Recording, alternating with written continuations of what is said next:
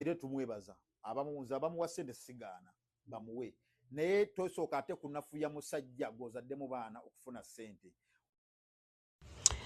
Omusajja ono bannange si mu bubi naye okuva ensonga zino bwe zaatandika neebuuzanga omusajja ono afaaki.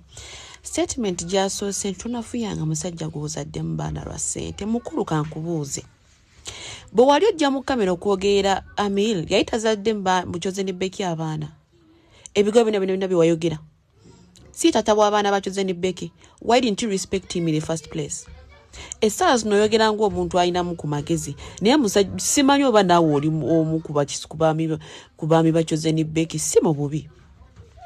Mulaba interview eyo then mumale muddeyo eri interview omusajja ono ze yakola ku Becky nga amazima tegannaba kuvaayo. Kati mukwano kankubuulire, musajja olina ekitiibwa naye ekitonde ekikazi Chosen Becky ky'oli mu kuwolereza essaawa eno bugenda kukya ng'akulesse mu mugundi mu mannyo g'empisi. However much oli right, teweefuula nnyo looya kuba by'oyogera mukwano tebikola bikuswaza gwe ng'omusajja. At some point mbadde neebuuza naye ono musajja oba mukazi? Right now oli mugamba Rashid tanafuya musajja kuba mwinamu abaana, kati ate omwali muvaayo nga munafuya Amil ye yayita mwinaamu baana. Kati saawa eno oyogera bali mu kukozesa like any other person.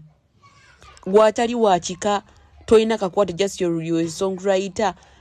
Otuula mu kamera n'oyogera ebintu ebikuweebuula gwe ng'omusajja.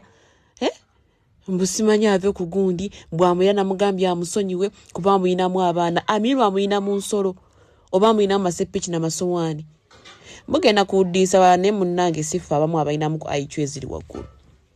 Oba okitegeera. Nze mbadde nteesa ove mu bino eno ogenda owandiika ennyimba ensonga oziveko kuba ne byogerako tobitegeera. Ate siraba nkonze musajja ateeka musajja munne wansi. Nze nakulaba mu interview ziri ezaasooka ne njagala okwogerako naye nga ndaba obibita kye saagala, naye ate it's too much. According ku kooyogedde wali bw'omusajja tonafuyanga musajja gw'ozadde mu baana. That's where my concern has come from. Ningamba no weetaaga naawe ofunamu ku kyoyogera naawe weetaaga okugambako. Kubanga yosa kugamba mbu enambu Becky yagambye balamu yamwetondedde. Amwetondera ku ddiru ki naawe? Bino okutuswaza naawe. Newankubadde myaka 2 myaka emeka, the issue is alabirira abaana be. That's the point. Nekyala kuswala gwe kanyini wava ne weeyogeza mbu yamukuba ku show kata bisimanya biki oyo Becky byasirikidde bye bingi obwamala bubajjudde mwenna muswadde amazima gavuddeyo ate era okyekaliza mu kamera. Bannange mulekera wato tujja mwegudimba nembu tuyomba. Tugenda kwogerako ekibi kibeere kibi, ekirungi kibeere kirungi. Gwe kanyini ddeyo mu interviews ze wakola wallahi ng'omusajja omuyisaamu amaaso. Ennyumba gyali musiiye musema talina kyakola. Gwe mukwano ogenda okumanya Becky ng'Amiru amaze oteekamu amaanyi g'okutambuza ennyimba ddo tuddo. Kwe okutegeera nti Becky gyali n'omuwandiikira ennyimba kati z'ofuula nti nno wandiika nnyo. Omuwandiikidde olimala single mother, buli kye wawandiika mwe mukyekoledde. Okufuula mukazi munnammwe single, okulekera omukazi atabe n'abaana gwe ng'obbye bbaawe, byonna bye wawandiika omwana ono Becky byalimu. Okitegeera mwekolera omwakola oluyimba ne mulwekolera ne muswala. Okitegeera temufaayo mpola everything is going to come out. Naye mugenda kuswala. Kati mukwano Keizi oba yaani ono omusajja wandiika ennyimba. Genda odde mu studio wandiika ennyimba ebintu bya Becky biveeko kuba muli mu kuswala bwa malaya bwe mwolesa.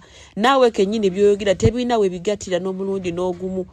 Okitegeera tewali yadde we kigattira. Wuuna agenze ku kabba nga si musiraamu agenda.